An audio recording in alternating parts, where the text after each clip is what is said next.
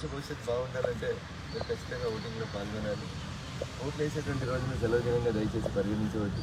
మీరు వేసేటువంటి ఓటు ఈ దేశ భవిష్యత్తుకి కొత్త మార్పులు చేర్పులు తీసుకురావడానికి ఉపయోగపడుతుంది కాబట్టి దయచేసి ఓటర్లందరూ కూడా ఓటు హక్కును వినియోగించుకోవాలని చెప్పి సందర్భంగా వారందరూ కూడా సవినయంగా విజ్ఞప్తి చేస్తూ రఘునందన్ రావు ఎన్నికలు ఉన్నా లేకున్నా ఎక్కడ సమస్య ఉంటే అక్కడ రఘునందన్ రావు ఉంటుంది, ఎక్కడ పార్టీ నాయకులకు కష్టం వస్తే అక్కడ రఘునందన్ రావు ఉంటుంది. కాబట్టి ఇది పార్లమెంట్ కోసం తిరుగుతున్న పర్యటన ఓడిపోయిన తర్వాత ఇతర నియోజకవర్గాల్లో పార్టీని బలోపేతం చేయడానికి చేస్తున్నటువంటి పర్యటనలు అనేది కొంత సమయాన్ని బట్టి తెలుస్తుంది. కొన్ని సమస్యల్ని కాలం పరిష్కరిస్తుంది అన్నట్టు పార్టీ నిర్దేశించిన మేరకు పార్లమెంట్ నియోజకవర్గ పరిధిలో కూడా పర్యటనలు అయితే మొదలుపెట్టి ఈరోజు దేశవ్యాప్తంగా నరేంద్ర మోడీ గారు నిర్వహించినటువంటి వీడియో కాన్ఫరెన్స్ కాల్లో ఈ కాలేజీ పూర్వ విద్యార్థిగా ఈ కాలేజీలో కొత్తగా ఓటర్లుగా నమోదవుతున్నటువంటి విద్యార్థులతో కలిసి కొద్దిసేపు గడుపుదామన్న ఉద్దేశంతో కాలేజీలో ఉంది. కేసీఆర్ కుటుంబం నుంచి లీక్స్ మీకు బాగానే వస్తున్నట్టు వాళ్ళ గొడవలు ఎక్కడ దాకా వచ్చినాయి? వాళ్ళ గొడవ ఆ కుటుంబం నుంచి నాకేం లీకులు రావు.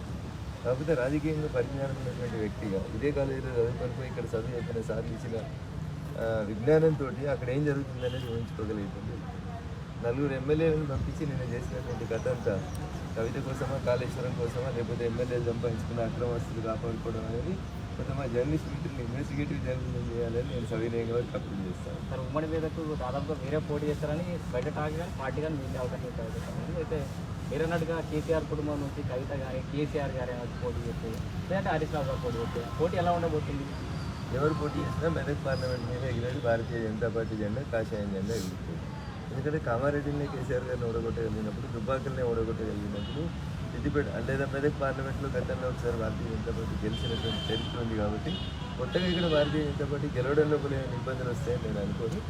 పోయిన 2019 ఎన్నికలలో నేను భారతీయ జనతా పార్టీ అభ్యర్థిగా పోటీ చేస్తున్నాను కాబట్టి మా మిత్రులు చాలామంది మళ్ళీ రవే పోటీ చేస్తాడనేటువంటి భావనతో అంటే ఒక సెంటిమెంట్ రాజేసే ప్రయత్నం చేస్తున్నారు. కారే కావాలి మళ్ళీ జనాలు రియలైజ్ అయ్యారు షార్ట్ టర్మ్లో అని చెప్పేసి ప్రచారం చేస్తున్నారు. మళ్ళీ అందున ఉమ్మడి విధాకులో ఎక్కువ స్థానాలు బీఆర్ఎస్ గెలుచుకున్న పరిస్థితి. సో వాళ్ళు ఇక్కడ హోల్డ్ చేసే అవకాశం లేదు. పోయినసారి నిజామాబాద్ ఎంపీగా కవిత గారు పోటీ చేసినప్పుడు నిజామాబాద్ పార్లమెంట్ పరిధిలో ఉన్నటువంటి 7 అసెంబ్లీ స్థానాలు టీఆర్ఎస్ ఎమ్మెల్యే అభ్యర్థితో ఉంది. ఇప్పుడని ఇంకా మెదక్ లోకల్ తక్కువ ఉన్నది కానీ అప్పుడు 7 వాళ్ళే ఉంది. కరీంనగర్ పార్లమెంట్ స్థానం టీఆర్ఎస్ ఓడిపోయినప్పుడు అక్కడ కూడా 7 ఎమ్మెల్యే అభ్యర్థులు టీఆర్ఎస్ పార్టీలోనే ఉంది. కాబట్టి 7 ఉన్న రోజే గెలవలేను, 6 ఉన్న రోజు గెలుస్తాను అనుకోవడం అత్యాశ అవుతుంది. సో వాళ్ళు 7 ఉన్నా 6 ఉన్నా కేసీఆర్ గారు వచ్చినా కవిత గారు వచ్చినా ఇంకెవరు వచ్చినా మెదక్ పార్లమెంట్ మీద ఈసారి కాషాయం జెండా ఎగరడం అనేది కాదు. సార్ అసెంబ్లీ ఎన్నికలకు ముందు బీఆర్ఎస్ వర్సెస్ బీజేపీ నడుస్తున్నారు, అది పక్కకు పోయింది. ఇప్పుడు పార్లమెంట్ ఎన్నికల్లో కాంగ్రెస్ వర్సెస్ బీజేపీ నడవబోతున్నా అంటే బీఆర్ఎస్ పర్మనెంట్ ఏముంటుంది? ఎందుకు వేయాలి? ఒక మాట మీరు ఆలోచించి టీఆర్ఎస్కి ఎందుకు ఓటు వేయాలి? ఇంతకుముందు అంటే గల్లీల వల్ల ప్రభుత్వం వచ్చి గల్లీల వల్ల ముఖ్యమంత్రి ఉన్నాడు కాబట్టి ఏదో 2 పనులు అయితాయని ఆలోచించారేమో ఎవరైనా ఒకరిద్దరు. ఈరోజు గల్లీలో కాంగ్రెస్ వచ్చి వాళ్ళు లేరు. ఈరోజు ఢిల్లీలో భారతీయ జనతా పార్టీ 3వ సారి ఎవరు ఊహించిన దానికంటే ఎక్కువ సీట్లతో అధికారంలోకి రాబోతుంది. నరేంద్రుడు 3వ సారి దేశానికి ప్రధానమంత్రి కాబోతున్నాడు. ఇప్పుడు గల్లీలో లేని పార్టీ, ఢిల్లీలో లేని పార్టీ ఒకటి ఇచ్చినా 2 ఇచ్చినా బురదలు వేసినట్టు అయితే తప్ప ఏం ఫలితం వస్తుంది? మీరు ఒకసారి ఆలోచించి ఒక ఎంపీ సగం ఎంపీ 2 ఎంపీలో గెలిచిరు అనుకో, ఏడుకోవాలి వీళ్ళు ఎంపీలు? లేదు 17 వాళ్ళే గెలిచిరు అనుకో, ఏడిపోతారు వీళ్ళు? ఏం చేయాలి? రాష్ట్రంలో ఏదైనా పని కావాలంటే ముఖ్యమంత్రి గారి దగ్గరికి పోవాలి, కేంద్రంలో ఏదైనా పని కావాలంటే ప్రధానమంత్రి దగ్గరికి పోవాలి. ఒక ఎంపీఓ 2 ఎంపీలో గెలిచిరు అనుకోండి, వీళ్ళు ఢిల్లీలో కనబడదు, గల్లీలో కూడా కనబడదు. అందుకని నేను ప్రజలకు అప్పీల్ చేసేది ఏంటంటే బీఆర్ఎస్ అనేది ముగిసిన అధ్యాయం. బీఆర్ఎస్ ఓటేస్తే మురికి కాలువలో ఓటేసినట్టు. కాబట్టి దయచేసి ఓటేసే కంటే ముందు ఆలోచించేయండి.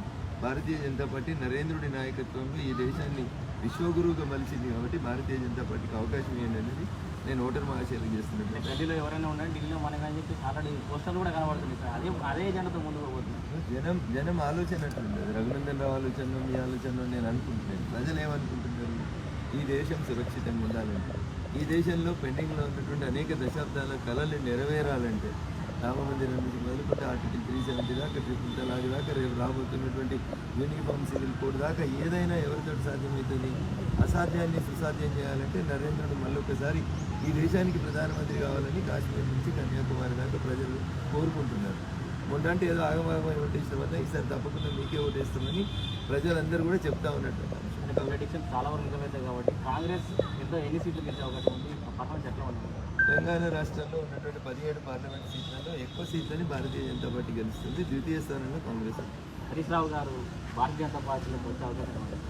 చివరికి చాలా వరకు అంటారు అంటే పార్టీలు మారుతాడు, అందులో భాగంగానే వ్యూహాత్మకంగానే వాళ్ళు పంపించారని చెప్పారు. దాన్ని సంతోషంగా చెప్పండి, మీరు కాంగ్రెస్లో పోతాడా నిజంగానే, లేదా యూటర్న్ తీసుకొని భారతీయ జనతా పార్టీలో మొన్న టీవీ డిబేట్లో కూడా మాట్లాడుతున్నారు, భారతీయ జనతా పార్టీలో కూడా రావచ్చు అనే విషయం మాట్లాడుతున్నారు.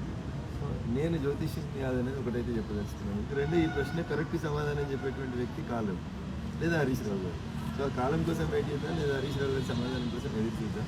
నాకున్నటువంటి అంచనా భారతీయ రాష్ట్ర సమితి లేదా భారత రాష్ట్ర సమితి అనేటువంటి ఆ పార్టీ పార్లమెంట్ ఎన్నికల తర్వాత కకావికలం అవుతుంది. అక్కడ ఉన్నటువంటి 39 మంది ఎమ్మెల్యేలు ఎప్పుడు గోడ దింపుదామని గోడ దగ్గర నిల్చొని చూస్తున్నారు, నిచ్చెన కూడా వేసుకున్నారు.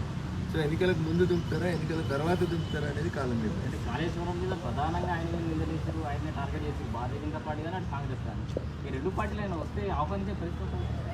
నేను అదే చెప్తాను. ఆ రోజు ఆయన తీసుకునేటువంటి నిర్ణయాన్ని బట్టి, అప్పుడు ఉన్నటువంటి పరిస్థితులను బట్టి, అప్పుడున్న రాజకీయ అవసరాలను బట్టి పార్టీని ఆలోచిస్తే తప్ప ఆయన కూడా ఆలోచిస్తారు. కానీ ఇప్పటికిప్పుడైతే ఉంటుందని నేను అనుకుంటున్నాను.